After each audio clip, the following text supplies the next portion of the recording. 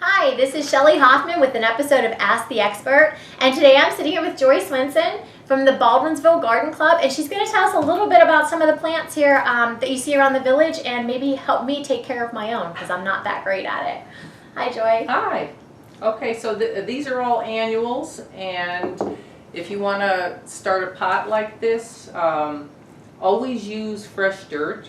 Okay. And then all the ingredients for nutrients are already in the soil, and you should do something tall for the center just for interest, and then something hanging, and then a filler. This is probably snapdragon.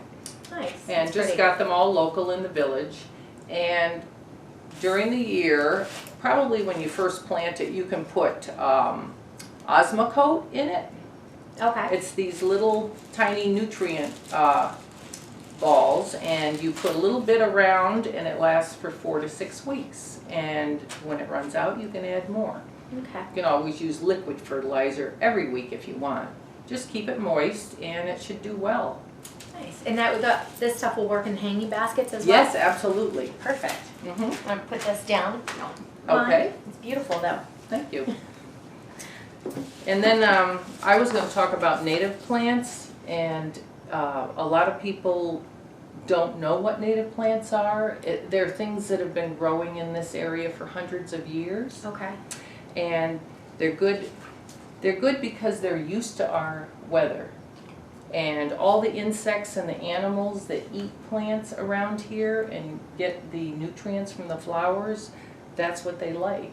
So if you, like for instance, around the library, they have serviceberry trees. This is what they look like in the spring. All right. Okay. And then after the flower blooms, they get a berry. They've been here for years. The birds like it. All kinds of birds. This is a cedar waxwing. Nice. And then in the fall, you get the beautiful color. About how big do they get?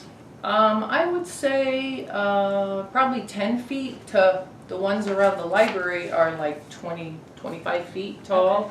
Okay. There's 3 different kinds you can get, but they're very, very easy to care for.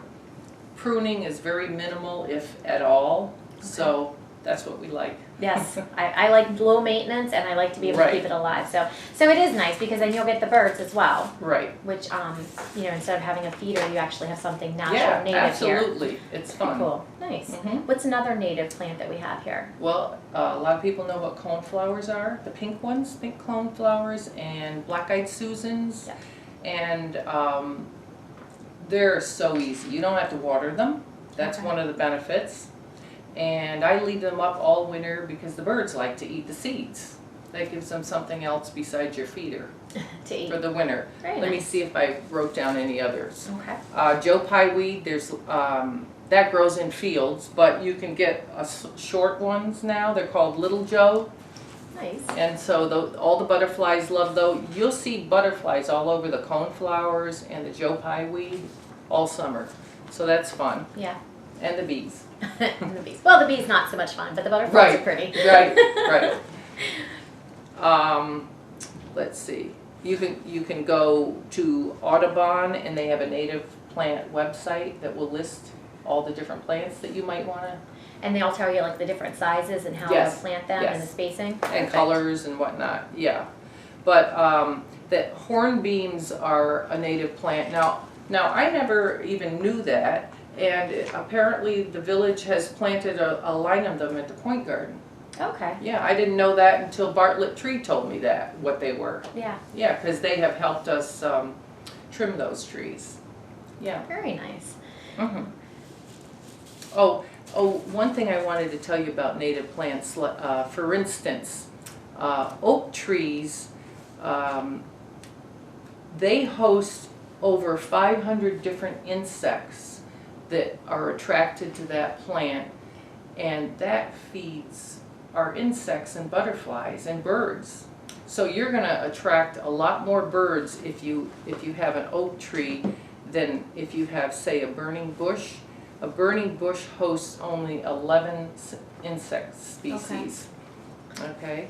I never really thought about it, but it makes sense that insects will like a certain type of a tree, just like butterflies and bees like certain type of trees. It's interesting. So yeah, when you start reading and watching videos on native species, you do learn some things that you never knew before. Yeah, that's interesting. Do you have any tips? I know we were talking before about how to keep trees alive. Like a lot of times we have, unfortunately I had to get a couple trees taken down and I didn't think about why they died. Right. But I know we were talking about there's something specific that sometimes people do and it's harmful to the trees. Yes, like the mulch? Yes. Okay. Yes. So I do mulch trees, okay, but when you mulch them, here's a picture of the bottom of a tree, and when the tree comes out, it's called a tree flare, and you shouldn't put the mulch over that flare. You can mulch around the tree, but really just right up to it and not up onto the bark. So the image that I have of that is almost like it's suffocating the tree. Right.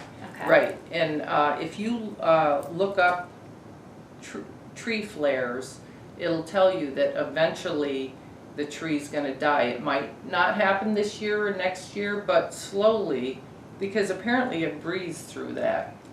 I mean, it makes sense. It's a living, breathing thing. We say that all the time. Mm-hmm. So if you cover up what it needs to get that air and that nutrients, then eventually it's not gonna last long. Very nice. Right. And you spend a lot of money on your trees. You do, and they give you the shade, and you just talked about the birds and the insects. They need those homes. So this is really interesting. Like I said, we had talked a little bit before. I don't have a green thumb, so I'm always looking for something that is easy to maintain. Something that I'm not going to kill, and will attract the butterflies because I do like the butterflies and the hummingbirds. And I'm not good at bird feeders either. I got to be honest with you. But thank you so much, Joy. Okay. It's very important. You're if welcome. you have other questions for Joy or the Garden Club, email PAC-B TV2019@gmail.com. And if there's something else that you're interested in, you want us to bring that expert on, email us that person or that topic as well, and we'll see what we can do. Thank you. Bye.